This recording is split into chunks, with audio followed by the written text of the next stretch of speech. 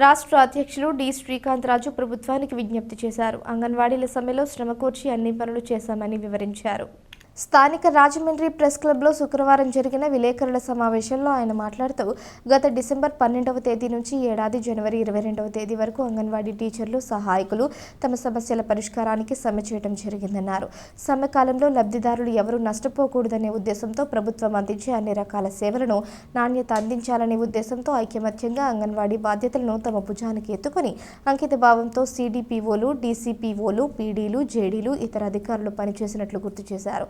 తమ ఆధ్వర్యంలో 10 రకాల సేవలను కోడిగుడ్లు, పాలు, బాలామృతం, వైఎస్ఆర్ కిట్లు ఇతర లబ్ధిదారులకు రాత్రింబవళ్లు ఎటువంటి అంతరాయం అందజేశామని తెలిపారు. తమ పనితో పాటు అదనంగా 10 గంటల్లో శ్రమకూర్చి సేవలు అందించినందున 1 నెల వేతనాలను అదనంగా చెల్లించాలని కోరారు. దీనితో పాటు అంగన్వాడీల సమస్యల పరిష్కారానికి హామీ ఇచ్చిన మంత్రుల బృందం ఉద్యోగులకు గత 4.5 ఏళ్లుగా ఎస్టాబ్లిష్మెంట్ సెక్షన్లో పెండింగ్లో ఉన్న సమస్యలను పరిష్కరించడానికి డిమాండ్ చేశారు. సమావేశంలో యూనియన్ నాయకులు ఎం నాగమణి, రోజారాణి, కె లక్ష్మీనారాయణ, కె తేజ్, ఎన్ నాగేంద్ర, జయప్రద, పోసమ్మ తదితరులు పాల్గొన్నారు. వ్యవస్థ పుట్టిన తర్వాత అంగన్వాడీ సిబ్బంది రోడ్డు మీదకి వచ్చిన తర్వాత ఎప్పుడు కూడా అంగన్వాడీ కేంద్రాలు తెరవలేదు. వాళ్ళు సమ్మెలో ఉంటే ఎప్పుడు అంగన్వాడీ కేంద్రాలు మూసేసే ఉన్నాయి. మొట్టమొదటిసారి ఈ ప్రభుత్వం చాలా ప్రెస్టేజ్ గా తీసుకుని మా అధికారులందరినీ ఆదేశిస్తే తద్వారా అధికారుల ఆదేశాలను మేము పాటించి అంగన్వాడీ కేంద్రాలను తెరిచి 42 రోజుల పాటు లబ్ధిదారులకి ఎటువంటి నిరాటంకం లేకుండా, ఎటువంటి ఆటంకాలు కలగకుండా మేము సేవలు అందించడం జరిగింది.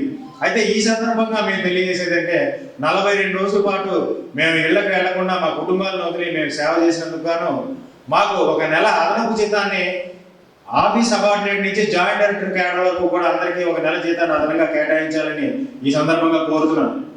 అయితే ఇవేవో కొత్త కోరికలాగో కాదు.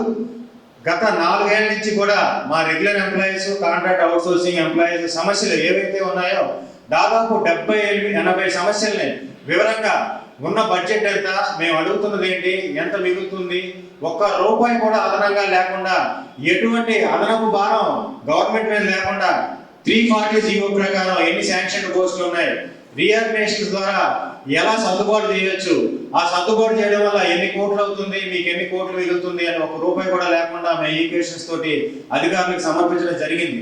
అయితే దాని మీద గత 2 సంవత్సరాలుగా ఎక్సర్సైజ్ చేస్తున్నారు, కానీ ఇదిగో అంటున్నారు, డైరెక్టర్లు మారిపోతున్నారు. దాదాపు మా దురదృష్టం గత 2 సంవత్సరాల్లో 5 డైరెక్టర్లు, కమిషనర్లు మారిపోయారు. ఆ మేడం చేసినప్పటికీ కింద ఒక ఎస్టాబ్లిష్మెంట్ సెక్షన్ అని మా డైరెక్టరేట్ పరిధిలో ఉంటుంది.